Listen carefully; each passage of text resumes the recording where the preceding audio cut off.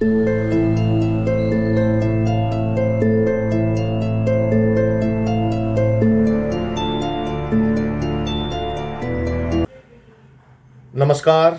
जय हिंद। इतिहास विमर्श की इस YouTube चैनल पर एक बार फिर से आप सभी का स्वागत है। युवा साथियों, जैसा कि हम जान रहे हैं, परीक्षाओं का समय चल रहा है और अब फाइनल, सेकेंड ईयर और फर्स्ट ईयर इनकी परीक्षाएं होनी हैं। चाहे वो BS फाइनल हो, BSc फाइनल हो, BBA फाइनल हो, BCA फाइनल हो, BCom फाइनल हो या इनके सेकेंड ईयर और फर्स्ट ईयर की क्लासेस हो, सबकी परीक्षाएं होनी है। और इसी मार्च एंड से ये परीक्षाएं चलेंगी मई और जून जुलाई तक, ये लगातार चलेंगी। उसके बाद जो सेमेस्टर सिस्टम के अंतर्गत PG क्लासेस की सेकेंड सेम की और फोर्थ सेम की परीक्षाएं भी आ जाएंगी। तो ऐसे हम देखेंगे अगले 3 महीने हम परीक्षाओं में रहने वाले हैं। इन परीक्षाओं की तैयारी के संदर्भ में आज हम इस वीडियो में चर्चा करेंगे। बहुत से विद्यार्थी समय समय पर पूछते रहते हैं कि हम क्या करें जिससे हम अच्छे अंक भी प्राप्त करें, साथ ही साथ अपनी पूरी बात किस प्रकार लिखें जिससे हमें ज़्यादा अंक मिलें। तो आज इस पर हम चर्चा करते हैं। जैसा हम सब जानते हैं कि जो राष्ट्रीय शिक्षा नीति है, न्यू एजुकेशन पॉलिसी के अंतर्गत फर्स्ट ईयर और सेकेंड ईयर के जो पेपर हैं वो उस पैटर्न पर आएंगे। मैंने पिछले वीडियो में उस पैटर्न के ऊपर 1-2 वीडियो बनाए हैं। इसी इतिहास विमर्श पर आप कम्युनिटी में जाके शैक्षिक चर्चा में देखेंगे तो आपको ये देखने को मिलेंगे। आप चाहें तो इनको देख सकते हैं कि कैसा पैटर्न रहने वाला है। और जो फाइनल के विद्यार्थी हैं उनके लिए एक अलग पैटर्न है, जो पुराना पैटर्न है उसी तरीके से चलता है। तो पहले चर्चा हम फाइनल की करेंगे और उसके बाद हम फर्स्ट ईयर और सेकेंड ईयर की करेंगे। लिखने का तरीका जो है वो लगभग एक सा है। जो भी परीक्षार्थी हैं, जिस क्लास के लिए भी परीक्षा दे रहे हैं, उनका जो लिखने का पैटर्न है वो एक सा ही रहेगा।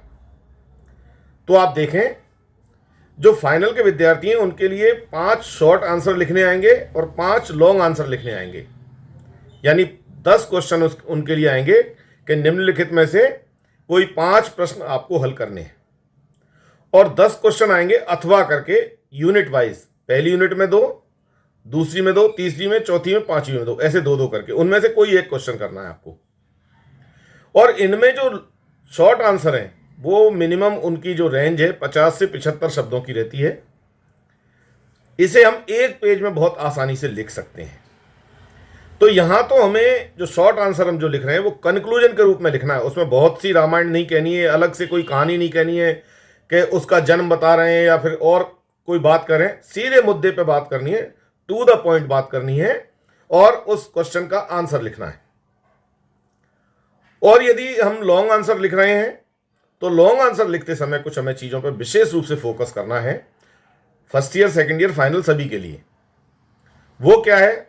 सबसे पहले तो आप प्रश्न को अच्छी तरह से पढ़ें। जो आपको परीक्षा भवन में मिलता है तो उस पेपर को बहुत अच्छी तरह से पढ़ें और पढ़ के ये सुनिश्चित कर लें कि आपको किस ग्रुप में से पहले क्वेश्चन करना है। क्योंकि हम अगर एक साथ एक ग्रुप के क्वेश्चन हल करते हैं तो उसमें किसी प्रकार का कन्फ्यूजन ये नहीं रहता कि बाद में हमारे जो अंक हैं, जो मार्किंग है हमारी, वो कहीं चूक हो जाए परीक्षक से। क्योंकि अगर हम जिगजैग बनाकर क्वेश्चन एक हमने A पार्ट कर दिया, फिर B का कर दिया, फिर A का कर दिया, फिर C का कर दिया, तो इसमें कन्फ्यूजन होता है, तो नंबर चढ़ाने में प्रॉब्लम होती है। तो सेक्शन A का एक बार करें, सेक्शन B का एक बार एक साथ करें और सेक्शन C में एक बार एक साथ करें। इस प्रकार सेक्शन वाइज आप जब आप क्वेश्चन के आंसर लिखेंगे तो आपको अच्छे अंक मिलने वाले हैं। तो सबसे पहले तो ये देखें कि आपको किस सेक्शन के क्वेश्चन बहुत अच्छे आते हैं, तो आप सबसे पहले उनको करें।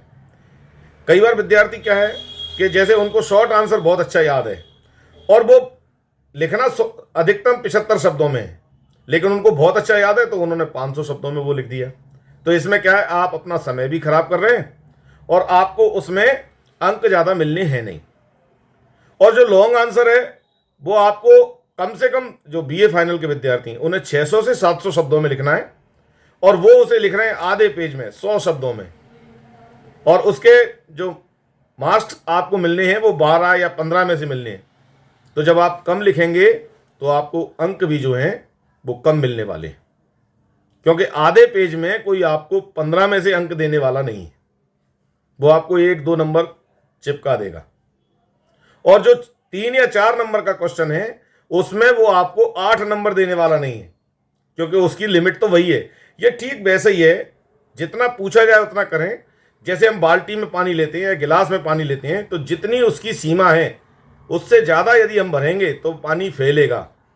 तो हम समय भी खराब कर रहे हैं और अपना जो दूसरे क्वेश्चन पे हमें जो फोकस करना चाहिए वो भी हम चूक जाएंगे। तो इसलिए जितना पूछा गया है उतना आप लिखें, क्रमबद्ध लिखें। क्वेश्चन का आंसर लिखते समय जब हम लॉन्ग आंसर कर रहे हों तो हम अगर हेडिंग डाल के लिखेंगे तो परीक्षक को ज़्यादा अच्छा लगता है।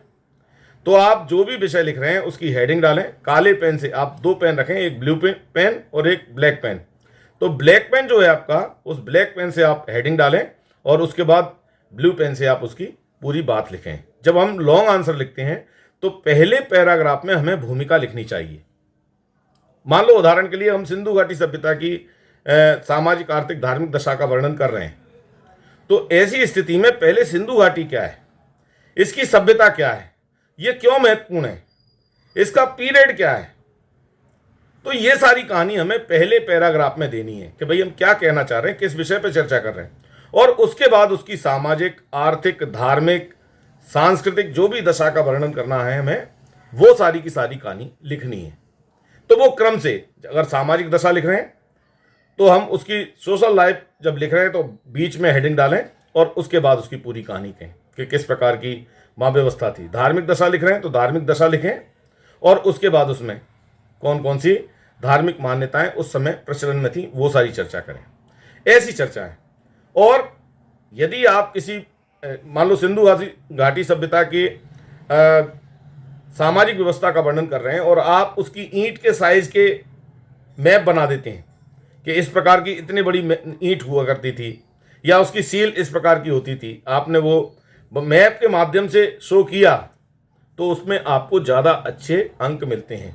या सिंधु घाटी सभ्यता वर्तमान में कहाँ है, वो इस समय किस क्षेत्र में पड़ती है, तो वो आपने एक पूरा मैप खींचा और इस समय उसकी पोजीशन कहाँ है तो वो आपने बताया। तो इस तरीके से आप उसको ज़्यादा अच्छे अंक प्राप्त कर सकते हैं, शिक्षक का ध्यान आकर्षित कर सकते हैं। कई बार विद्यार्थी क्या है कि जो शिक्षक हैं उनको भ्रमित करने के लिए किसी क्वेश्चन को घुमाने लगता है, और जब घुमाता है तो वैसी स्थिति में शिक्षक उसको हाल पकड़ लेते हैं कि अब इसने इस क्वेश्चन में इसको ज़्यादा जानकारी नहीं है और ये बरगलाने की कोशिश कर रहा है। तो हमें बरगलाना नहीं, हमें टू द पॉइंट लिखना है। और कई बार ये होता है विद्यार्थी पहले क्वेश्चन में तो उसने क्या किया कि मनगढ़ंत बातें कुछ कहीं, इधर उधर की बातें कहीं, शिक्षक ने एक मानस बना लिया कि ये विद्यार्थी चला रहा है, इसको पूरी आंसर नहीं आता है। और लास्ट का क्वेश्चन आपको बहुत अच्छा आता है, लास्ट के 2 क्वेश्चन, लेकिन पहला आपने क्वेश्चन जो है अपना इंप्रेशन शिक्षक की नज़र में डाल दिया है कि ये विद्यार्थी बहुत ज़्यादा जानकारी रखता नहीं है। तो वैसी स्थिति में जब आप लास्ट के क्वेश्चन को बिल्कुल टू द पॉइंट भी लिखेंगे तो शिक्षक का मानस बदल चुका है, तो वो आपको अंक नहीं देगा, क्योंकि इसका कोई रॉकेट साइंस नहीं है कि आप किसी पैमाने में बैठ के ही आपको वैल्यूएशन करना है। हाँ, ये अंतर जरूर है कि जैसे आप क्वेश्चन लिखते समय, उसका आंसर लिखते समय यदि सन बहुत अच्छा लिख देते हैं, सही लिख देते हैं, तो आपको पूरे अंक मिल जाते हैं। यदि सन आपने गलत लिखा और घटना सही लिखी तो कुछ शिक्षक तो सन के आधार पर ही पूरा क्वेश्चन काट देते हैं और कुछ सन के नंबर काट लेते हैं। मान लो 15 नंबर का आपका क्वेश्चन है और आपने उसमें सन गलत लिख दिया है, तो हो सकता है वो आपके 2 से 3 नंबर सन के काट लें और बाकी आपका क्वेश्चन चेक कर लें। लेकिन कई ऐसे भी हैं कि जब इसको सन नहीं पता तो ये घटना क्या पता होगी, वो डायरेक्ट उसको काट देते हैं। तो इसमें नुकसान केवल आपका है। तो इसलिए खासतौर पे इतिहास में डेट तभी लिखें जब आप उसमें कन्फर्म हो। अदरवाइज डायनेस्टी की बात करें, जैसे त्रिराज्य संघर्ष की बात है, पाल प्रतिहार और राष्ट्रकूटों के बीच में संघर्ष हुआ, तो आप डायनेस्टी की बात करेंगे तो सन ऑटोमेटिक उसमें आ जाएगा। और यदि आप सन दूसरा दे देंगे और बात कोई और करेंगे तो वहां जाके थोड़ी सी समस्या हो सकती है। तो घटनाएं और जिस राजवंश के बीच में वो संघर्ष है या जो भी उपलब्धि है वो आपको क्लियर करके चलना चाहिए। अगर इन कुछ बातों का आप ध्यान रखेंगे तो आपको अच्छे अंक मिलने वाले हैं और आप परीक्षा में सफलता प्राप्त कर सकेंगे। धैर्य से, ध्यान से, बिना घबराए हुए आपको परीक्षा देनी है। पेपर को ध्यान से पढ़ें, घबराएं नहीं, क्योंकि उसका आंसर उसी प्रश्न के अंदर है। और जो क्वेश्चन आपको सबसे पहले आता है, अच्छा आता है, उसको पहले स्टार्ट करें, क्योंकि अगर कमजोर क्वेश्चन आप पहले करेंगे, टाइम लिमिट आपको स्वयं करना है, आप कितने मिनट में, क्योंकि परीक्षा का समय निर्धारित है। जो पुरानी पद्धति है उसमें 3 घंटे का है, लेकिन जो नई शिक्षा नीति के अंतर्गत टाइम है तो 3 सब्जेक्ट जो मेजर, माइनर और इलेक्टिव सब्जेक्ट है उसमें 3-3 घंटे का समय मिलेगा, लेकिन फाउंडेशन के लिए और वोकेशनल कोर्स के लिए आपको 2 घंटे का समय ही मिलेगा। तो उसको इस तरह से व्यवस्थित करना है। थोड़ी सी प्रैक्टिस करें, हम घर पर लिखने की प्रैक्टिस करें और ये देखें कि हम 500 शब्द कितने मिनट में लिख पाते हैं, अपनी स्पीड बढ़ाएं। तो इस तरीके से आप परीक्षा की तैयारी करके सफलता प्राप्त कर सकते हैं। इस सिलसिले में आपको और कोई जानकारी चाहिए और कुछ बात आप पूछना चाहते हैं तो आप महाविद्यालयीन समय में आप मुझसे मिल सकते हैं। यदि आप बाहर किसी अन्य विश्वविद्यालय से हैं तो आप कमेंट्स बॉक्स में जाकर मुझसे चर्चा कर सकते हैं। इतिहास विमर्श में यदि आप पहली बार आए हैं, पहली बार जुड़े हैं, ये वीडियो आप पहली बार देख रहे हैं, तो आप इसे सब्सक्राइब कर सकते हैं, बेल आइकन पर जाएं और ऑल के ऑप्शन पर जाएं, क्योंकि इस चैनल के माध्यम से समय समय पे जो मैं चर्चा आपके साथ करता हूं उसका सबसे पहले नोटिफिकेशन आपको मिले और लाभ भी आपको मिले। साथ ही साथ आपके मित्र जो अभी परीक्षाओं में जा रहे हैं, first year, second year, final में, उनके लिए ये वीडियो मोटिवेशन वाला हो सकता है, जानकारी वाला हो सकता है, तो आप उनके साथ इस वीडियो को शेयर करें। वे भी अपनी समस्याओं से मुझे अवगत करा सकते हैं। वीडियो पसंद आए तो आप लाइक अवश्य करें, कमेंट्स करके भी बताएं कि वीडियो कैसे लगते हैं आपको इतिहास विमर्श पर। आपने ये वीडियो देखा, आपको परीक्षाओं की सफलता के लिए अग्रिम शुभकामनाएं देता हूं। आगे हम फिर अलग अलग मुद्दों पर चर्चा के लिए इतिहास विमर्श पर आते रहेंगे। तब तक के लिए बहुत बहुत धन्यवाद। जय हिंद।